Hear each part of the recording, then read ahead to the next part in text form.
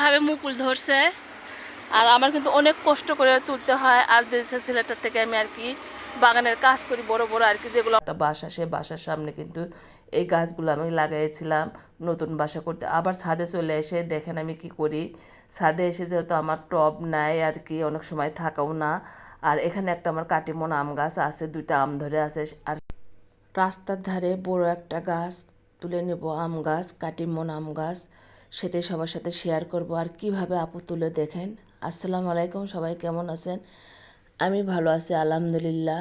কয়েকদিন আগে তো আমি একটা ভিডিও দিছি যে গাছটা আমার রাস্তার ধারে সবাই নিয়ে চলে আসতে বলতেছে, সেই গাছটাই কিন্তু কয়েকদিন আগে আর কি আমি তুলে ভিডিও করে রাখছি, সেটাই আজকে সবার মাঝে আমি শেয়ার করব। দেখেন সুন্দরভাবে কিন্তু আমি তুলতেছি আর নিজেই করতেছি। আর আমার সঙ্গে কিন্তু আমার হেল্পিং হ্যান্ড আছে, সেটাও বললাম। ও দাঁড়ায় আছে, ওকে বললাম যে থামো আমি একটু তুলে নিই। আর সুন্দর করে ওকে বুঝে বুঝে বলতেছি। দেখেন অনেকখানি কিন্তু গাছ আমি খুঁড়ে নিছি সুন্দরভাবে তোলার জন্য করে, রাস্তার ধারে যেহেতু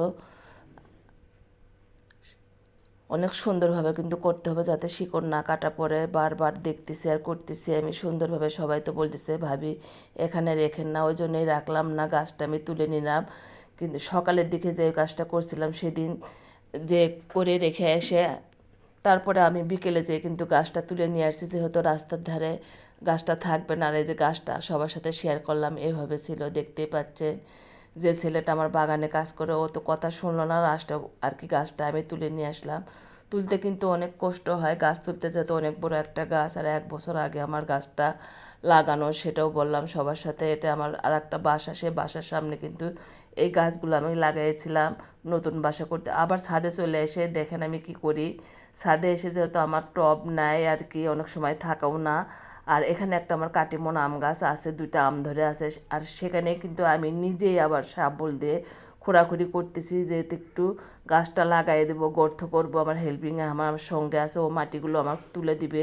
কারণ ওকে তুলতে দিলে দেখা যাবে যে গাছের এই শিকড়ের যেটা শিকড় আছে শিকড়টা কেটে ফেলে দিবি আর কি, দিবে, সেটা আমি লাগাবো দেখে। ওই জন্য করে আমি নিজে নিজেই কাজটা করতেছি, দেখতেই পাচ্ছেন আপনারা। আর শাবল ছাড়া কিন্তু এই কাজ করাও যাবে না, যেহেতু বড় আম গাছ। আম গাছে কিন্তু অনেক মুকুল ধরেছিল, একটা মুকুলও কিন্তু নাই, সব নষ্ট হয়ে গেছে।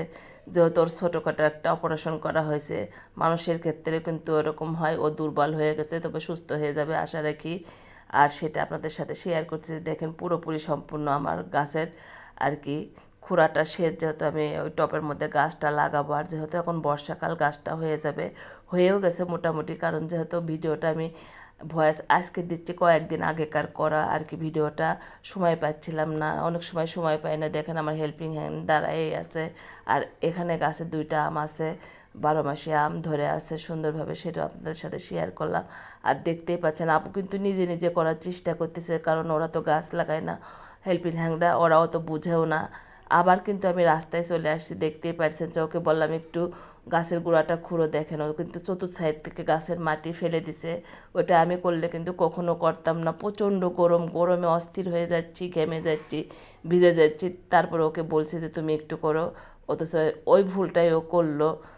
করার কিচ্ছু নাই, যেহেতু ওরা বুঝে না। দেখেন তারপরেও কিন্তু আমার গাছটা তোলা হয়ে গেছে সুন্দরভাবে। শিকড় কিন্তু আমার একটাও কাটিনি, দেখতে পাচ্ছেন।